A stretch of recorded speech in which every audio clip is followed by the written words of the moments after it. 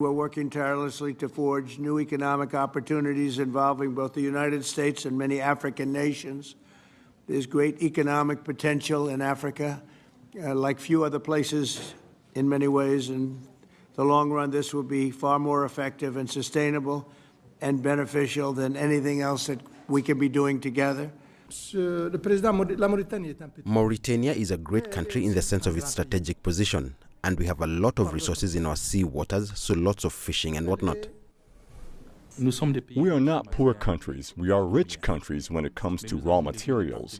But we need partners to support us and help us develop those resources with win-win partnerships. Mr. President, I believe that we have to continue to support America in the strength to be able to bring about peace in the world. America is a melting point and also a country that we all look forward to. And I want to encourage you, because without peace, we can't have a world to live in. And we stand with you on that. And let's broaden this discussion. I'm now joined by Hannah Ryder, the CEO of Development Reimagine. Hannah, thank you for joining us on the program. Now, does President Trump's mini summit with the 5 African leaders reflect a paradigm shift in U.S. policy towards the continent? I think it's very difficult to say that it's a paradigm shift at this stage. It really remains to be seen. Also because the U.S. has not really had a very consistent strategy towards Africa over the last 20 or 30 years. We've seen, for example, the push on trade through AGOA come in 2000, but then, we've seen also AGOA not be still subject to consideration as to whether it's going to be going through. Even aspects such as the trade flows, the foreign direct investment flows from the US to African countries, they tend to be very concentrated in countries such as South Africa. So is this a widening of the relationships between the US and African countries? We can't really tell at this moment. We have to watch a lot closer, and what we can see is that there's obviously a big focus on minerals and extraction. Again, that's not necessarily new.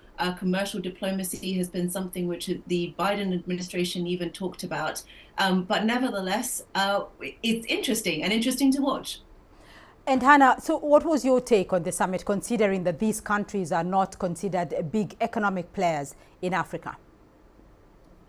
Yes, I would caution against suggesting that big economic players need to be around the table for something important to happen. On the continent, we are a very democratic continent. We have some small countries who can be very mighty and powerful. We have Liberia is going to be joining the UN Security Council soon. We have Mauritania, who's now the source of the new head of the African Development Bank. They were around the table, and Senegal's as our youngest democratically elected leader. These are important people, nevertheless, and important countries. Nevertheless, in terms of existing US relationships, these are not the largest existing US relationships. So it's interesting to wonder, why these countries were picked. Many people are trying to find a very consistent reason. A lot of people reach out to the fact that they might have oil, they have other types of natural resources and so on, which the US seems to be expressing interest in, at least at the government level. But finding those threads is not very clear. So many other African countries have these, and even the large players do have these natural resources. In addition, at the African perspective, we are trying to encourage partners such as the US and all others to be investing in value addition. So it's not really that we want our natural resources to continue to be extracted. We want value addition and processing on the continent. And that's something which we didn't see from Trump at this table. And going by the discussions, is Trump's trade policy likely to favor the continent? And how do you think African governments can be strategic to gain the most from this new American policy?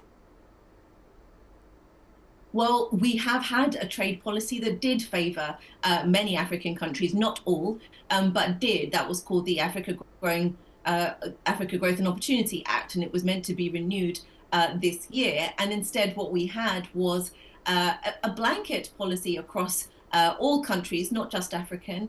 And we haven't had any particular favors in that respect. And even the presidents who have gone to see Trump directly, for example, South Africa's president, have not found any particular favors. So we will see. Again, we have to watch this space.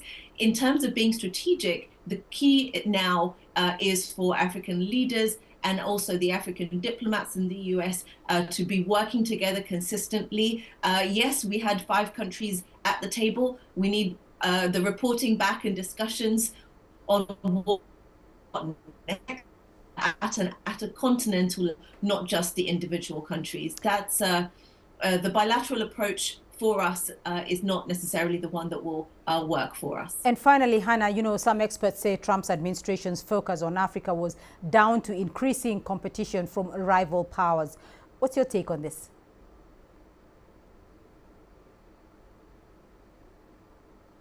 I mean, it's the easiest way to engage, certainly an American audience, in while you might reach out to the African continent. But I think our strength and our potential speaks for itself. We don't need to be having a rivalry about us. We're not looking for a scramble. What we're looking for is real partnerships, and partnerships that speak to our objectives. And I think that's what the leaders at the table got across yesterday. And I would think, hopefully, that's also a message that that Trump can engage with. It's not about, we don't want to be reducing our partnerships with any other country.